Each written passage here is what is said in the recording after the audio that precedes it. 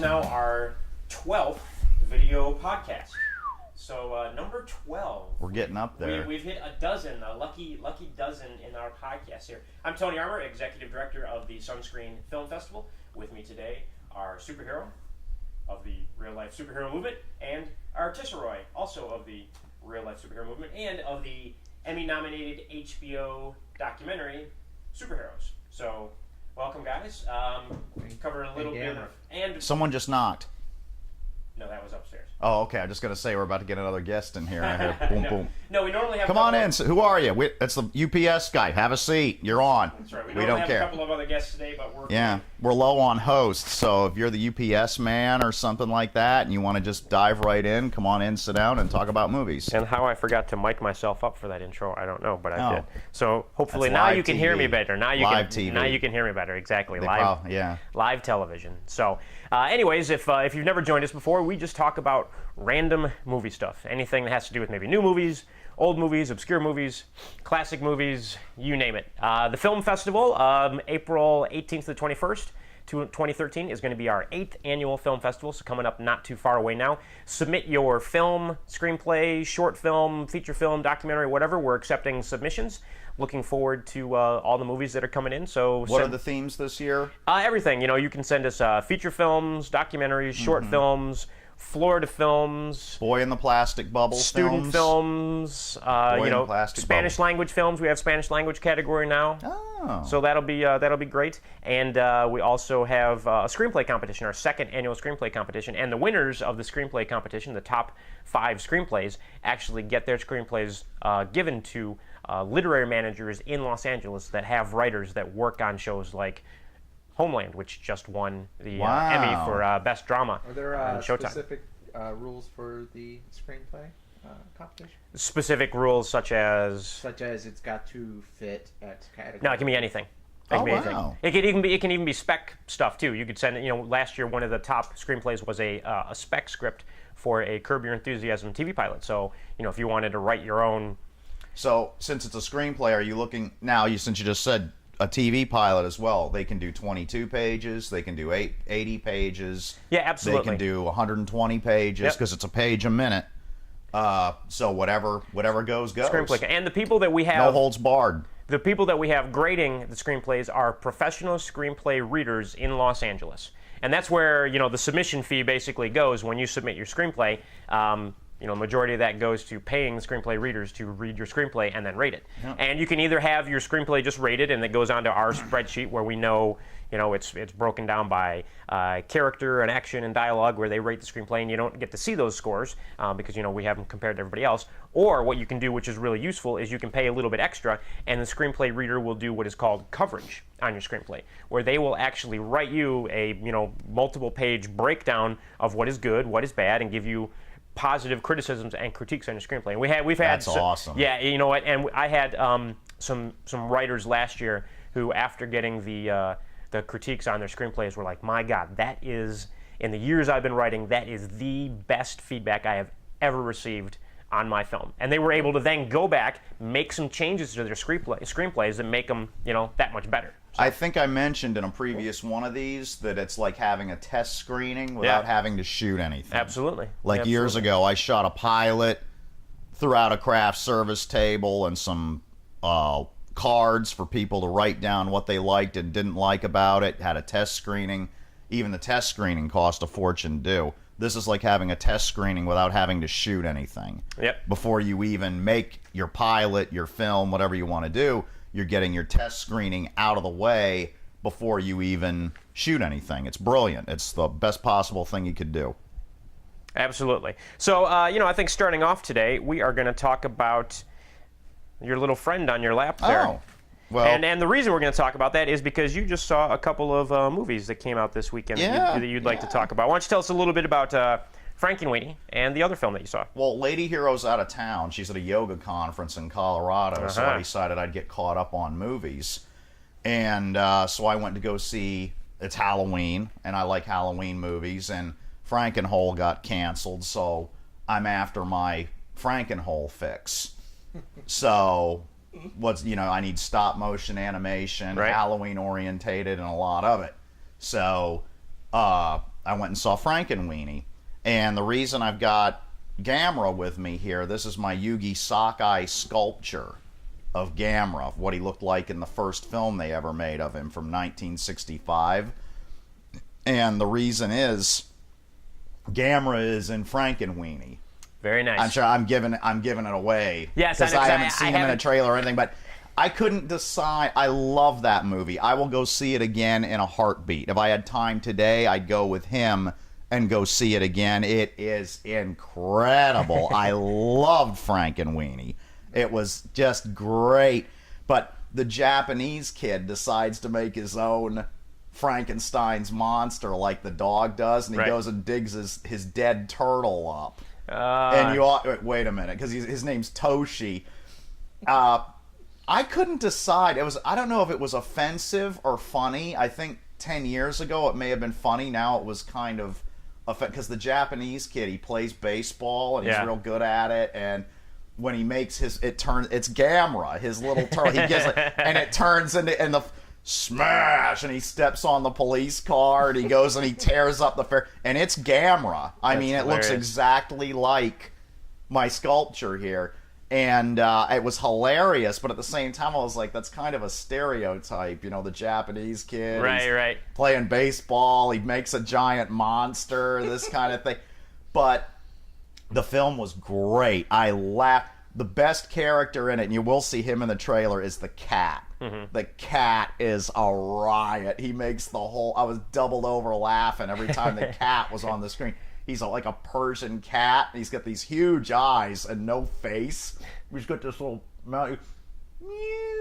And that's all he does. And he belongs to the girl that lives next door, and he comes over to screw with Sparky, the Frankenstein dog, and everything, and he's just these huge, and he stares at people. I can just imagine you in the theater just busted up laughing. It was great. It was so great. And the only thing I'd like to know is knowing what kind. Well, I don't know Tim Burton, but knowing what kind of a filmmaker he is and everything. It's not a spoiler, but there's a point in the movie towards the end where it should have ended. Gotcha. Like a classic monster movie. Right. But it continues for like another minute or two, and then it ends more like a children's movie. And I would love to ask Tim Burton if he wanted to go with the original, because, I mean, there's a point... probably something Hollywood made him tack on there. Yes, that's what because you know how we talk all the time about how the studio execs say, nope, you can't do that. I'm thinking whatever the highest ranking executive in this room is thinking. I want to know if that's what happened, because giant monster films, War of the Gargantuas, Karloff, Frankenstein, they even have the fight in the burning windmill, like at the end of Karloff, Frankenstein. And that's what I want to know, is the cat becomes a monster. And you're giving away everything, Dale, and I haven't seen it yet. I'm not giving away everything. And spoiler alerts here, many spoiler alerts. Him and the dog end up slugging it out in the burning windmill. Now, in a traditional monster movie, that's where it would have ended. Right. Because you can't have them. They're abominations. Right. It doesn't matter if you love them or hate them. It's like War of the Gargantuas. There's a good Gargantua and a bad Gargantua, but a volcano swallows them both. Sure. At the end, because they don't belong here. Yeah, and that's usually... That is the bottom line. And that should have been where Frankenweenie ended. I was even saying, oh, well, here's the end of the movie. Is what I said, because the cat grabs the dog and yanks him back into the windmill, and then they have it out, and they're slugging it out inside, and the windmills fall and burning around them, and I said, this will be where it ends. And that's usually, thematically what films do, is because, this is an abomination that's not supposed to exist, even though you'd want it to still continue, it has to end, basically. Yeah. So interesting that it carries on, and it probably you'll is because... You'll see what I mean today. When you say, you'll see what I mean, and then it continues on, and I'm curious if the studio execs told him, you need to add this onto it. But, the kid here, the Peter... every character in here, like, there's a Boris Karloff kid. He's this tall kid with a flat top, and he's got a taper on him and everything. And and the Peter Lorre kid, he's your dog is alive. And he is so. The whole movie is just uproariously funny. That's awesome. I couldn't stop laughing through the whole thing. It was really, really good. Then I saw Hotel Transylvania right after it. I took a break, went and got a cup of coffee, sat outside in the husband chairs. Right. Because it was in the mall. Oh, you went to the new theater, the Cobb there. The Cobb Theater. Yeah, how do you like those? Oh, I love it. It's got some of the, the guys behind me where I sat down for Frankenweenie. I was like one of maybe 10 people in the theater, and it was only me and 2 other guys at first, and they were behind me, and they said, these are the most comfortable movie chairs I've ever sat in. And really? I looked up and I said, they are, aren't they? And again started talking to them. But they were the most comfortable movie chairs, Which is an interesting thing. That's of Cobb Theaters, if you're in Cobb the Theaters, the most Clearwater, Florida area, the Countryside Mall, ringing endorsement. You know how movie chairs all flip up? Yeah. And you push them down and sit down in them? You know who invented that? The skipper's dad. Oh, really? Alan Hale has an achievement Oscar for inventing the flip movie chair. That is hilarious. The skipper's dad, who looks exactly like him. As a matter of fact, people they think that the skipper from Gilligan's Island, of course. Yeah, Jonas Grumby. They think that the skipper is in all the Robin Hood movies. He's not. That's his dad. Yeah. They're just such dead ringers for each other that people think that Alan Hale Jr. and Alan Hale are the same guy. But the next time you flip up a movie seat, think about Little John because, from the Robin Hood movies, because that's the skipper's dad, and he invented that flip movie seat and got an Oscar for it. Amazing. Very cool. How do you remember all this stuff? It's Gilligan's Island. He remembers How do you everything. not? The skipper is the only, he's the only civilian ever offered a burial at sea with full military honors by the Coast Guard. Really? Uh-huh. That's yes, he fascinating. Was. Yep. So, but Hotel Transylvania, you liked that one as well. You give that one Hotel Transylvania's good. not as good as Frankenweenie. Well, it's not fair. Sure. Because you followed Frankenweenie up. If I had seen it on its own, I'm sure I would have. But the nice thing is the guy that made Dexter's Laboratory made it. Oh, and I didn't know that till right at the end. I can never pronounce his name. It's Gennady Tartakovsky. Is that how? And he also did Samurai Jack. All right, cool. Very cool. And it's great. It's great. But I saw it immediately after. I went from one theater, sat outside, talked with this guy about Corvettes and something else you'll find interesting. I guess we'll talk. His son bought a prop company. Oh, wow. And works for Tim Burton. Ah, very cool. And I said, wow, I just got done. And we talked about Corvettes and Tim Burton. He had a C4, I've got a C3. Right. And just shot the breeze with him for an hour and then went and saw Hotel Transylvania, which was funny. And it was good, but, it just couldn't rival. And if you have a choice of the two, pick Frankenweenie. And they've both done well at the box office as well. I think Hotel Transylvania last week, in its first week out, was the number one film in the country. I heard that on the radio. So yeah, good. Hey, animated films always do well at the box office, which is good because the nice thing is something like Frankenweenie is there are all of those adult things in there that kids won't until they won't get the Gamera and the kid that's like Boris Karloff. The Karloff kid ends up he's in this. I can't remember where he is. I think he's at the fair. And he ends up getting bumped around, and he gets wrapped up in a bunch of bandages and ends up in a casket. And, of course, I'm roaring laughing. No kid's going to know that Karloff was the mummy. Right. As well as Frankenstein. They're not going to know that. Yeah, that's just classic stuff. But I was roaring. And the science teacher, that he looks just like Vincent Price. Awesome. He is a dead ringer for Vincent Price. That's awesome. And that's deliberate. That's funny. And kids aren't going to get that. Right. And Edgar, your dog is alive. He's Peter Lorre. That's and awesome. No one's going to get that either. Right, None of these kids are. But they enjoy it on a different level. They enjoy it on a different level. Good. That's awesome. That's awesome. Well, good. Gamera, I doubt any of them even knew who Gamera was. But you know what? All they knew was the turtle became gigantic. Maybe it's one of those things that if kids really like that movie, then they go out and they look for those things, and or their parents, if they have parents that are knowledgeable like yourself, or grandparents, or friends, or whatever, and be like, hey, you liked Frankenweenie, did you know? And then they can check out, kind of expands their film horizons a little bit. So, yeah, exactly. So, I'm gonna segue a little bit into it's Halloween. we were going to talk about this a few weeks ago and didn't really get into it, but there was a death on the set of the Lone Ranger film.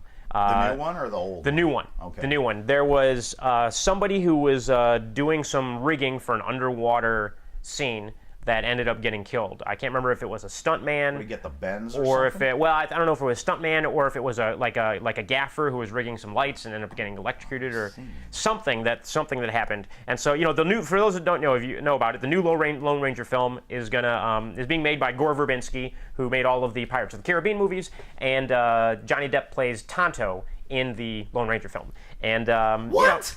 Yes. Yes, he does. Johnny Depp heard plays about that. Tonto in the Lone Where's Ranger film. Wes Studi? Where's...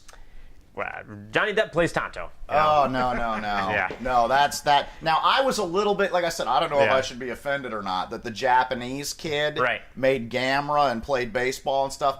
I'm sorry, I find that offensive. Yeah, well- I find that very offensive. That Jay Silverheels is spinning in his grave right now. Right. You go to a reservation. There's plenty of Native American actors out there that like Wes Studi, even though he's probably a little old for Tonto now. Yeah. But he'll find you a young one. Well, but the you thing, get a North American Indian to play Tonto. That's just wrong. but the thing I'm was, sorry. well, and the whole obviously with studios, everything's about the money. The whole reason you get Johnny Depp for a movie is because of the money. Because it's horribly offensive. Yeah, well, they don't care because they know that.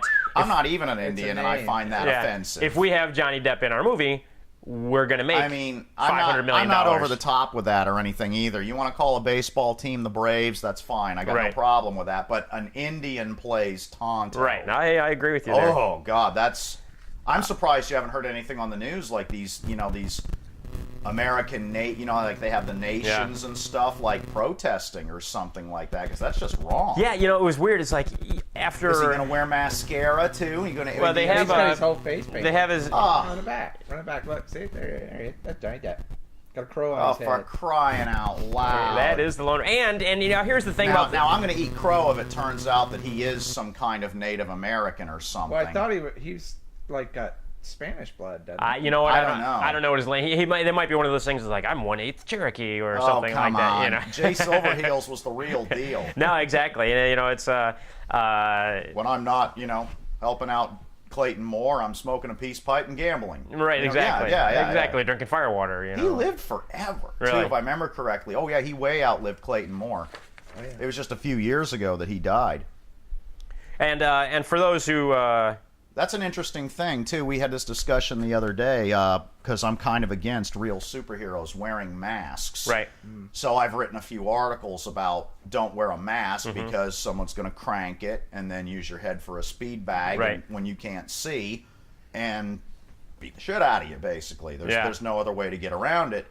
So some guy actually brought up, and him and me got talking, Clayton Moore. Clayton Moore, the During- original. A long time Ranger. ago, they made an abortion of a Lone Ranger movie. And Warner Brothers This is in the 80s, if I recall. Yeah. denied Clayton Moore the rights to wear the mask anymore Yes. while they were making it. So he'd just show up on talk shows and stuff wearing these big smoked goggles. Yeah, he had the big dark glasses. sunglasses. And we Yeah. were like, well, that's way better. And even this guy brought it up. He says, well, what about goggles, superhero? Because I remember Clayton Moore. Wore, and I said, well, I don't know about wearing goggles, but I'm amazed at your knowledge. And I can even remember the Vicki Lawrence show, when she had her own talk show, when she wasn't doing Carol Burnett anymore. Yeah. Clayton Moore came out wearing the goggles and twirled the guns and everything like that. And but he wore goggles because Warner Brothers denied him the right to wear the mask anymore. Yeah, which was just a bizarre thing. Back in the early 80s or whatever, it was literally, the actor Clayton Moore used to play the Lone Ranger in the 50s. They basically said, you are not allowed to go out in public and wear the Lone Ranger mask. It was just a ridiculous thing. I remember there being news pieces about it. They did that to Adam West, too, in 1989. Really? Interesting. So he'd show up on talk show wearing, he wore just the gloves. Yeah. Because up until that point, he would show up at car shows with the hood and stuff like that. And Warner Brothers denied him the right to. I would venture, because we haven't heard about anything like this recently, that in today's world with social media and all that sort of stuff, that they would never do it now. Simply because let's say you've got a new Lone Ranger movie coming out, and if Clayton Moore was still alive, if you brought out the old Clayton Moore in costume and the new Clayton Moore together, I mean, you're tying generations together, and it helps promote it better. I don't think so. And social media. I don't think so, and here's No? the reason why. How many times did Adam West appear in the last 3 Batman movies?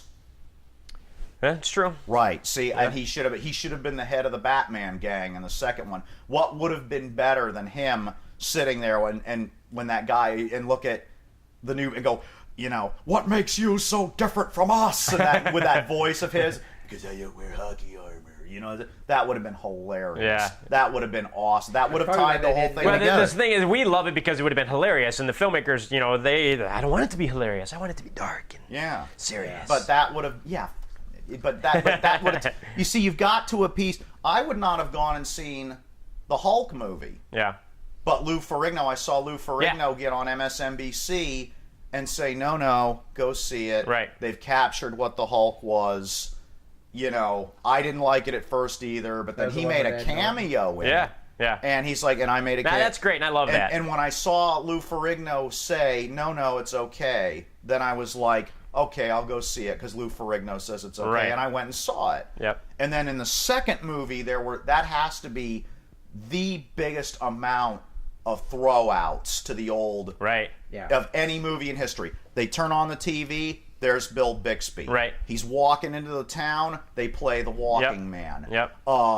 Big Louie is the guard that Yep. he sneaks the pizza, and he's like, holy crap, when Louie stands up to get the pizza. Yeah. And everything like that. There are so many throwbacks. Oh, you wouldn't like me when I'm hungry. Right. Yeah. There are so many Yeah. throwbacks to the old show in that second movie. Oh, yeah, it was great. So I'll give. Maybe you're right. Maybe I'm wrong, and maybe you're right. Maybe I just think it depends who's doing depends who's doing it. It Yeah. depends who's doing it. And we loved all of that. Yeah. What is that? Norton never make a bad movie.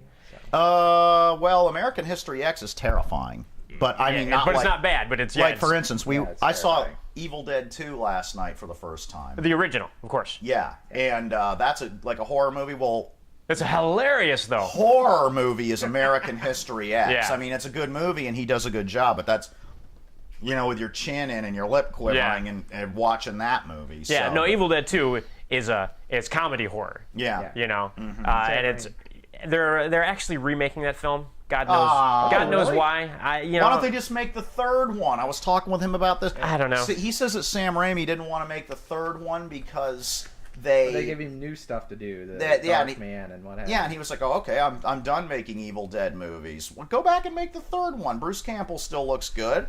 Yeah. Yep. That's what I'd like to see. Now that I saw the first one, I want to see the second one now. I weekend. had never seen any of those. Believe it or not, I saw it back in the day, in the 80s or whatever, the original Evil Dead 2, just one of those things. But, I love that movie. We used to, be one of those things where we'd all be a group of friends hanging out, and, you're in your late teens sort of thing.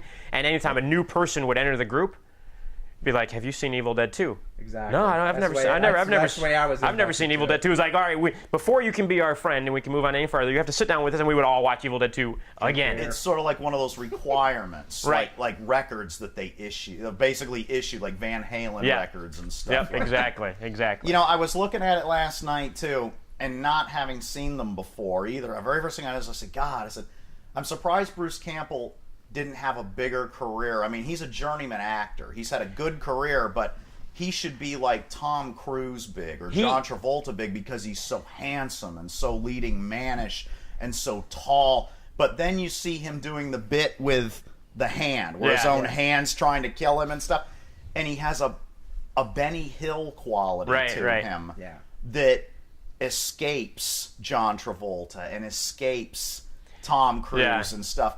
And I guess studios don't like that. Well, and that's why he's not like a Tom Cruise but he should have been. I mean, you look at the guy, he's just... I had a friend. I have a friend who used to worked at FX in Los Angeles. Worked at the FX network, And one of the things he said to me once was, Bruce Campbell is so B-list, he's actually A-list. Yeah. King I agree. He's like he's so dominant in what he does that he is actually A-list because of it. I believe, yeah. You know, Yeah, which I is see that. which I is see it. interesting. I mean, you know, Bruce Campbell. If you say Bruce Campbell's coming to town to talk about his book, and you have to pay, you know, $10 just to get in and sit down and listen to him talk about his book, 3,000 people will show up and I'll pay $10 just to sit there and listen to Bruce Campbell talk for, you know, an hour or whatever. I see it. So he is A-list, even though Hollywood. He's kind of like Metallica. He beat the system. Yeah, pretty much. Oh, okay. Pretty yeah, much. yeah. That makes sense. Now, do you? I'm sure you remember this from back in the day, and I just watched the whole series again recently on Netflix. But the Briscoe County Jr. Oh yeah. Yeah, it was, to me, that was a remake of Wild Wild West with Robert Conrad. Yeah. Because you had modern weaponry being made. Like, the thing that I always remember about Wild Wild West was when Miguelito Loveless made the first torpedo. Yeah. And it was like a steam, woo woo, going through the water at the ships. But it was a torpedo. Right.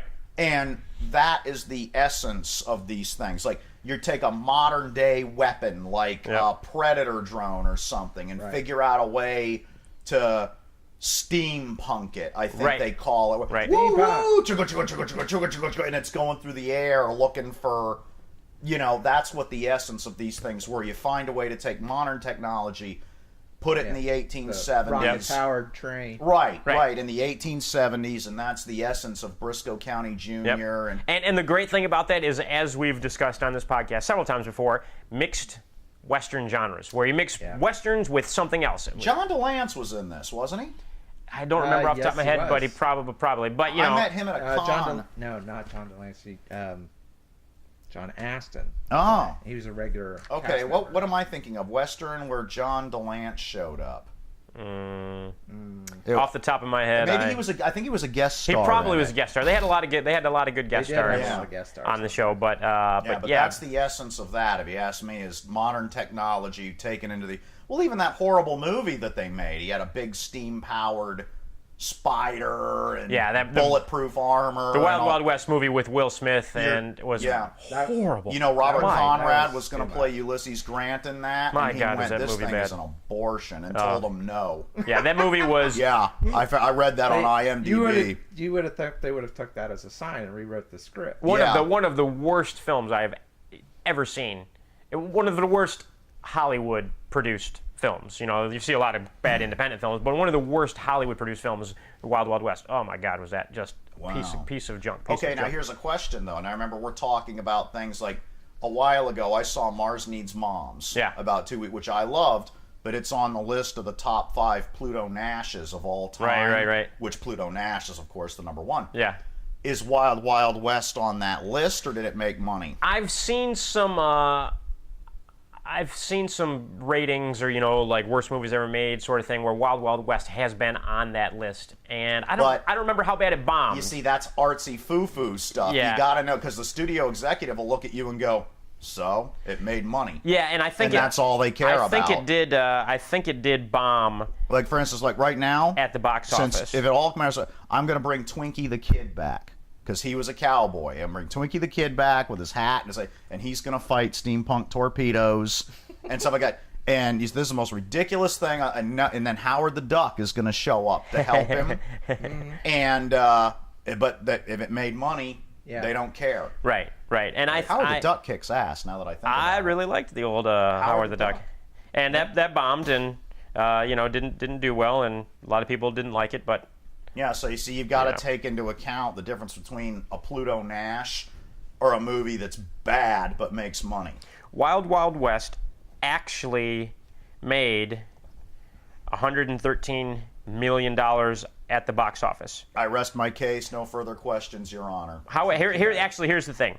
It had a budget of $170 million, and with its foreign and domestic, it made $222 million, which means that it did not even break even, because if you have $170 million budget, you add $30 million on top of that for marketing costs. So now your $200 million budget, you only get half of that money at the box office back. You actually have to make $400 million just to break even. Right. So it Good night. made $222 million, which means that it. Didn't you tell me one time years tanked. ago, you and me were having a conversation, and I seem to remember you said that accountants, like actual accountants, will tell you that no movie ever made really made money. Like Hollywood magic, but no movie ever made really actually made money by the time you get down to brass Yeah, the tacks. way that they'll do it is they find a way to screw the filmmaker is what it boils down to. You've got a movie. Well, let's say like whatchamacallit, the film, the Blair Witch Project, which they made for all $40,000, but all in when you throw some other stuff in there, whatever, it's 40, 50,000, something like that, and it made $100 million at the box office. Well, the filmmakers aren't rich; they didn't make anything off that because you know them now that I think about it, don't you? Or it's Tyler. Tyler, my programming yeah. director. But what they, what they'll do is, I don't even know what we're watching here. That's Bruce Campbell. Yeah. That is Bruce Campbell. Briscoe County Jr. So what the Hollywood studios will do is, okay, $100 million came in, and well then the accountants be like, all right, we spent this much on marketing. Oh, and you better add in some more for advertising. Oh, and you better add in some more. They'll work the books so that it shows that the movie didn't make any money. It'd be like, well, we had to pay this marketing fee to our executive, and so the executive that runs the studio, they make an extra $10 million because they're getting a fee from the film, and they add in all this stuff so that at the end of the day, you don't have to pay the filmmakers anything. Wow. Peter Jackson ended up having to sue New Line Cinemas because the Lord of the Rings movies, which made billions of dollars at the box office, they're like, no, you didn't make any money off of these movies. Oh. Here's all the accounting that shows Right. we didn't make any money, so It's all just a screw you game. basically. Now it shows right here why Bruce Campbell is up. Now, he said this at a convention years ago. I heard this secondhand. I wasn't there. Remember, it was Derek who told me because he went. Bruce Campbell said, he said to people in the audience, why do you want to be an actor? And, of course, people said, to be famous. Yeah. And he said, if you want to be famous, go become a serial killer or something. Don't be an actor because very few of you will ever make it. Less than 1% of 1% ever become rich and famous and in rehab and stealing and like you're supposed to when you become a famous actor. So forget it. Yeah, But, yeah, and it was Bruce Campbell that said that. Absolutely. It's like if you want to be rich and if you want to be famous, do not work in the film industry because you will not be rich and famous working in the film industry. Tony can put a still of it up. You'll see a picture of me with Jerry Springer. I interviewed Jerry Springer a few years ago. Matter of fact, they asked me to. We were at a NAPTY, and they came up to me and said, hey, would you like to put a mic on and interview Jerry Springer? And I was like, sure, okay. That's also the time we ended up on Leno, wasn't it? Yes, we did end up on Leno. And Jerry Springer, if you meet him in person, you'd vote for him for president tomorrow. You'd think he's he separates himself. But anyways, he told me, he says, trying to remember exactly how he put it, but he said, if you're going to do this, do it because you love it, not because you're going to become rich and famous, because very few people do. And that was some of the best advice. So if you're a filmmaker, you're submitting something, that kind of thing, make sure you're doing this because you love it, not because you want to become rich and famous and have all kind of, and then throw yourself off a bridge or something like that, because it's not going to, it may not happen. Yes, correct. So, and we were at NAPI in 2004. Is that how long ago it was? Yeah, I think it was 2004, and we were trying to sell the Siamese cat. And here. Oh my God, you've got this on. So here is Jay Leno, and nobody believes me. Now I've got proof. We have proof. You can find it on YouTube. And turn it up. Let's. And they pitch them directly to the network people. Here, it's a minute long. We'll let Jay tell the story. Alrighty. Now here's something that's going to be fun. You ever complain there's nothing good on TV? Huh? Well, here's your chance to be an amateur TV executive. A few weeks ago, we went to the National Association of Television Producers Expo in Las Vegas. It's called NAPTY. This is where producers pitch the show. They all come with their videotapes or whatever, live demonstrate, and they pitch them directly to the network people. Now, we let them pitch to us. After they're through at the network, we're the last people. Try and sell your show to us. We're going to show you real people trying to sell real shows. Some of them sold, some didn't. Now, when it ends, we're going to put up a screen, sold or unsold. I want you to just yell out whether you think it's sold or not sold. You'd be surprised of what people buy. Take a look. Yeah, you would.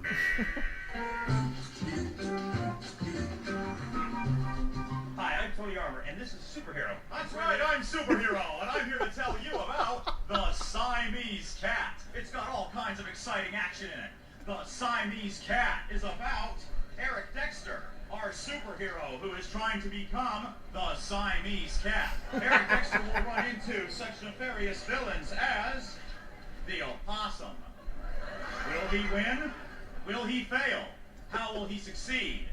Tune in and watch the Siamese Cat to find out.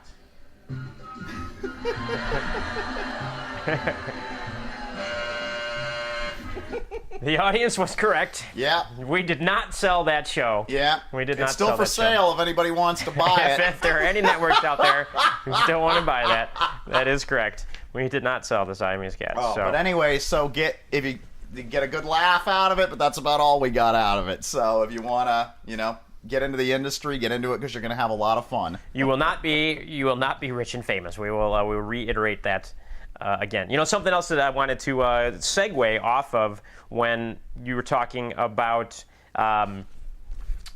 We were talking about Wild Wild West, and we were talking about Briscoe County Jr. and how you have modern day things, and you kind of steampunk them. If kind of go back in time. I wanted to follow up on another conversation. If you could turn that volume down real quick for me, I'm going to run another trailer in the background here. I wanted to follow up on that on the conversation we had a couple of weeks ago about the NBC TV series Revolution. Mm-hmm. I gave a quick little review of the pilot when we watched that, and saying, well, I'm not too sure about this. So I've given it 3 weeks now. I've watched Revolution 3 weeks in a row to see if it has gotten any That's better. more than most people would. It made any sense, and it's terrible. It is horrible. I'll tell you a couple things from this past week's episode. So the whole premise of this show is that suddenly the power goes out everywhere. There's no power anywhere in the world. Fast forward 15 years later. And everyone is living in basically a rural agrarian sort of society. The United States doesn't exist anymore, and so now there are these kind of militia groups around the country that control these segments in these areas, and so on and so forth. So there's no power in the world anywhere. My question, some of the questions I have is like, why don't you have steam engine trains? Why don't you have like Model T cars that did not require electronics to start up? You cranked it up. The internal combustion engine still would work without electricity. Right. It is gas and fire.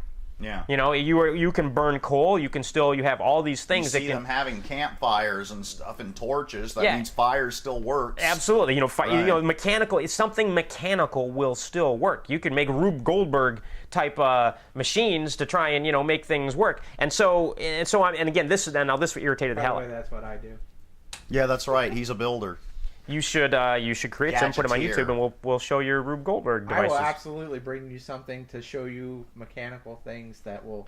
Yeah, exactly. This is the thing. He should be one of the advisors on this show. Right. Yeah, well, and they need advice. And then on top of that, and so here you go on top of that. Here is something that they had one of the characters explaining on the episode. The writing is very forced. Basically, they've created this world where they're like, we would like to have a world with no electricity where everybody goes back in time and they have to use like muskets but there's nothing works, and let's make that happen. But it's not realistic for a lot of reasons. Obviously because mechanical stuff still works, so nobody has cars, nobody has anything like that. And now guns. Here's the thing about guns. So there's a guy, and he's got a revolver, and he has one bullet, and he gives this long speech about how bullets are very rare. Their bullets are so rare, and so that's why they had to go find all these antiques, and so all these guys have muskets. I was like, what are you talking about? It would be easier just to collect your empty brass, reload the empty brass with reloaders that are easily available, that aren't hard to find. If you're making musket balls out of lead, you could very easily have molds to make bullets. If you have gunpowder for your muskets, then you have the gunpowder to reload weapons. You can make gunpowder. You can make gunpowder. Right. So there's no reason that you got him around and he knows the formula to make gunpowder. There is gunpowder out of what's in your sink. There is no reason that you should not have a full supply of ammunition and regular weapons. And then the whole thing is, this is 15 years in the future, and the American government doesn't exist anymore. Well, if I recall correctly, this nation started before there was electricity. why wouldn't things just revert backwards to the country still being run the way it was? Wearing white wigs. Still being run, it would still be run like it was run in the 1800s. You want cool. Yeah, I wear the white wig. You want the mail delivered? Well, you know what? Get you a white wig. It's just Here going to come Paul Revere with the mail. Hi, It's just Paul going to Revere. take. It's going to take a little longer to get the mail delivered. You still want Congress to exist? Well, Congress is still going to exist, and instead of having electric lights, they're going to have gas lamps and things like that in Congress. They'll still be able to vote. They've been doing it for 225 years. What makes you think because you haven't had electricity for 15 years that the country's not going to exist anymore? Not to mention that you have the entire United States military with all of the weapons and ammunition that they have, and the National Guard and all this other stuff. That if you had crazy things backing down, you send out the National Guard. Right, exactly. You keep things in order. 15 years later, everything would be back in order, and it's not like the government wouldn't exist anymore. It's just sadly, you would probably have a martial law state as opposed to this, because the first thing the National Guard and stuff would wipe out would be all these militia groups. Right. They would say, oh, well, these people are bad and we've got to get rid of them and everything, and they would wipe them off the face. That's what these militia groups are so terrified of now. Right. And everything is runaway government. If anything, what I would see happening in something like this is out of control government. They'd say, here's our excuse, here's our chance. Right, we're taking over. Sure. They don't, you can't enforce a law. You have to get people to beg for it. Like that's how they had the Patriot Act after 9/11 and everything like that. You have to use fear. Uh-oh, there's no power. Good. Now we can enforce martial law, and that is probably what would end up happening. Yeah. So I am stopping watching the show. I gave it 3 episodes, which is much more. But it was picked up for a full season order. It's doing all right in the ratings, doing pretty well in the ratings. There you go. So they get the last laugh. Yeah, exactly. It's like I may not like it, but maybe because whatever. I grew up with Land of the Lost and this type of thing, but I still keep expecting Gamera to come walking out or Chaka or something like with his sharpened stick, something like why I don't know why. I guess it's not, but I keep expecting like prehistoric monsters to maybe because there's no power or something like that, but that's what I expect. Yeah, Now watch, they probably heard, oh good, we'll write a prehistoric monster in there. Yeah, no, that would be cool. Now that would improve it. You're probably. already so far off into BS land. Might as well have a giant monster show up. That one, though, Yeah. You know what? We were talking about last week, and we were talking about that movie Looper, and how it was the old man from Third Rock.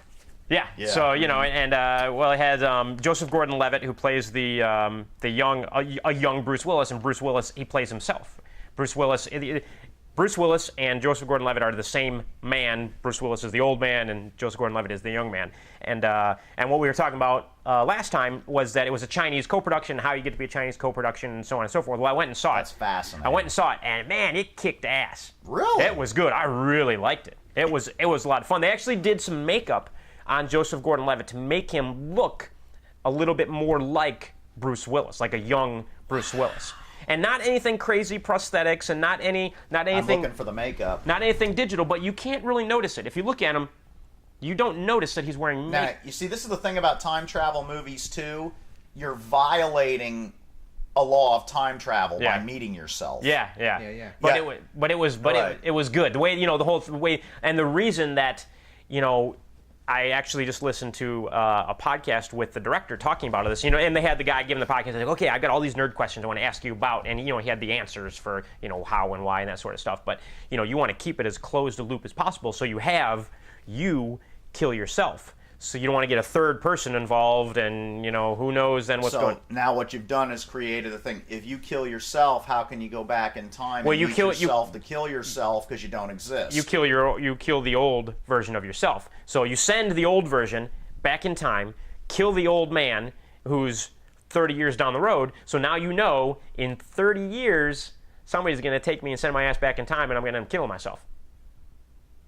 So you know for the next 30 years or so you're going to live knowing how you're going to die. Huh. But it was a. Now, is that why this is called Looper? Is because it follows the theory that time travels in loops as opposed to a straight line? Looper is what they call Joseph Gordon-Levitt's character, what they call that particular hitman. Because what they're doing is they're sending these guys back in time How is this film doing in China, seeing as how it was made? Here's what I wanted to talk about it. So this film was made for a very, very cheap, in the film world, $30 million. That's dirt cheap, and it's kicking ass. It's doing really well. And since it was a Chinese co-production, it actually opened day and date in China, which is rare. It means that it opened the same day and the same date in China as it opened in the U.S. Wow. Which typically they'll open what they've started doing lately is they're going to open a movie overseas first, and it'll run for a few weeks overseas before it'll open in the U.S. It used to be reversed. The reason they do that is for bootleg purposes, because people bootleg the hell out of the movie and then be selling it overseas or whatever. So now they're flipping that on its ear, sort of thing. But when it shows up on the internet with freaking German subtitles and crap. Right, so. but what they're doing. So Looper released same day in China, has been doing really well in China, and there are 2 additional minutes in the Chinese version that are not in the American version. It's where the government comes out and saves everybody. Right? Well, it's because they filmed a lot of footage in China to get a Chinese co-production, and when they were editing the film, when you edit a film, you're chopping it down to keep the pace as good as fast as possible. They actually cut out 2 minutes from the stuff that they filmed in China, and so China basically came to them and said, "Hey, when we release this in China, we'd like that extra 2 minutes back in there because it shows more of the film being in China." And they're like, "Yeah, sure, whatever." So the Chinese version of the film that's airing in China has 2 more minutes of Chinese footage in it, and all this will be apparently on the DVD. He has something like 45 minutes of scenes, extra scenes that he cut out of the film. That'll be on the DVD. You would think run times would go down overseas, but they don't. They go up. Yeah, they do. Run times go up. They added scenes to Godzilla films and things like that over the years overseas that were cut. Run times are getting really high in movies now. You've noticed that too, huh? Yeah. That Batman movie was like 2 hours and 40 minutes or something. Oh my God. I can't sit through a movie that long. Yeah, whereas I think that kind of time. both the ones I saw the other day were both only like 80 minutes long. The kids movies, animated movies, those things aren't going to be over 90 minutes because you're not going to keep their attention span for much longer than that. But a lot of, so your big budget films now. Well, the thing is, a big budget film, they are shooting so many days and they're shooting so long, they have so much footage, they're just like, well, just make it a longer movie. And so what we wanted to talk about a little bit is so we have a little bit of statistics about some films. The Lone Ranger film, the new Lone Ranger film that's coming out, shot for 150 days. 150 days of shooting. Now you compare that to television series where you'll film an entire episode of television in 8 days. Now I remember this. The new Star Wars films, it took a long time to build the sets and do the effects, but they only actually shot with the actors for a matter of weeks. Yeah, just shooting days. So you talk about shooting days, like the new Tarantino's new Western, Django Unchained, shot for 130 days. Now I know the Disney 20,000 Leagues Under the Seas, they took them 2 years to build all the sets before they even started filming with the actors. And filming with the actors didn't take nearly the amount of time. But nowadays, I guess it's kind of mixing together. You'll have, and then you have something like Jaws back in the day, very complicated shoot and had a lot of problems, Mechanical Shark and all that. 116 days they took to shoot Jaws. Raiders of the Lost Ark, by comparison, 75-day shoot. Wow. Pretty short. But then you get into things like, and now you would think that they would be longer, but the Lord of the Rings films, long movies. These movies are 3.5 hours long, and you add in, the extra footage on the DVDs, and you've got 4-hour-long movies. To shoot all 3 films, 274 days. That's only 90 days per film. That's pretty impressive. They lived in New Zealand. They lived in New Zealand for 18 months. They lived on the set, too. Yeah. They were talking about Viggo Mortensen. He stayed there, he fished in the river next to the set. Yeah, you just, move on in. Why go home? Yeah. There's nothing to do. Sure. And then, so the most extreme example of taking a long time to shoot something, Stanley Kubrick's Eyes Wide Shut. This is shooting days. This is surprisingly good movie. This is not pre-production. This is not post-production. This is the actual days on set shooting. 400 days. You gotta be kidding me. 400 days. Tony, of shooting. there's no. It's not a period piece. They don't travel anywhere. There's nothing that would require no set building. It was all shot in conventional houses and stuff. There's nothing that would require. Yeah, there is too. Nicole Kidman half dressed. That requires 400 days. Well, I mean, I'd like to see her Nicole naked for I think, 400 I think days. I think Kubrick shot 390 days of Nicole Kidman being naked, and then 10 days to get the rest of the film. But from what I understand, if I remember correctly, Tom Cruise was having a hissy about that. probably About her nude scenes. Yeah. For somebody he was just going to dump anyway. Yeah, But the thing is, there's nothing in that film. I mean, there's nothing that would require 400 days of shooting. How did that happen? Stanley Kubrick, 400 days. I mean, I don't know. Other than that, think about that. 400 days. In 400 days, they made one movie. One movie in 400 days. You could shoot. That makes no sense. You could shoot 50 It episodes. takes 2 weeks to film a giant monster Yeah. movie after a few weeks of suit and set building. Yep. What on earth requires 400 days? Kubrick reshoots a lot of stuff. You- He'll you shoot could- a scene like 50 or 60 You could have times. 2.5 seasons of television episodes in the shooting days it took him to shoot one movie. 2.5 seasons. Lady Hero has a mask. She was in Venice and got a mask from the people that made all the masks for that movie. Yeah. And got me like a face imprint type of plaque from the people that did all the Venetian masks for that film. But still, 400 days? 400. You know the scene where they're having all the raunchy sex in the club where everybody's wearing masks Yeah. and everything? All the people you see in front of the sex scenes or everything are all genned in. They aren't real. Really? The scene but that wouldn't have required 400 days either. No, The well- studio said this is too raunchy. You need to tone it down a little. So they genned in all these people. Well, and that would be in post-production. That's not even included in the 400 days of shooting. And amazing to me. I'm going to go, but it's a very good movie. I like it. The Yeah. ending is what makes it good. People say, well, the ending was it. No, the ending is anticlimactic. Yeah. It's so anticlimactic, as a matter of fact. It's like throwing a bucket of water on a fire. And it's so anticlimactic that's what makes it a good movie. It's typical Stanley Kubrick, black humor. But it's a great movie, but I can't see I'm just in shock. Yeah, I'm just in shock. That's a year. That's than over a year. That's over a year of your life gone working on one damn movie. And you know that you're not shooting every single day for a year. I mean, you're taking weekends off. You take a couple weeks off for the holidays. It basically took 2 years of nonstop. Can you imagine how bored would you get as an actor? How many times working as this? Well, then again, I mean, to give you the opportunity to really get into your character, but for God, it goes to show how Roger Corman-esque I am. Yeah. 2 movies a week at $100,000 a movie was what he was making at the peak of his career. 2 movies a week. Yep. Which that's awesome to me. That's Well, that's why we're more TV orientated than. Yeah, Corman's movies were really. They were pretty good. I liked Corman. Yeah, the only one he ever lost money on was Death Race 2000, and that's because he put money into it. Yeah. Right. Yeah. He had to build all those cars and stuff. God! Death Race was great, though. I mean, But see, the thing, if you had told me that it took some space epic, where you built a space station and you actually filmed scenes in the vomit, like Apollo 13 or something, if you had told me that took 400 days, I wouldn't have been surprised. Because, they had to shoot around NASA and things like that. But Eyes Wide Shut, there's just no reason for that. Well, I mean, how many... I'm sorry, I'm stuck on that, but that's just... Well, I mean, I don't know what the shooting ratio was. It was probably something ungodly, 50 takes for every one you actually used or something ridiculous. I can't even imagine. If I was on set, if I was the producer, I'd be like, you have got to be kidding me. You've got 50 takes. If you were the executive producer, you'd be wanting to kill somebody. You'd be like, what are you doing with my money? Yeah, exactly.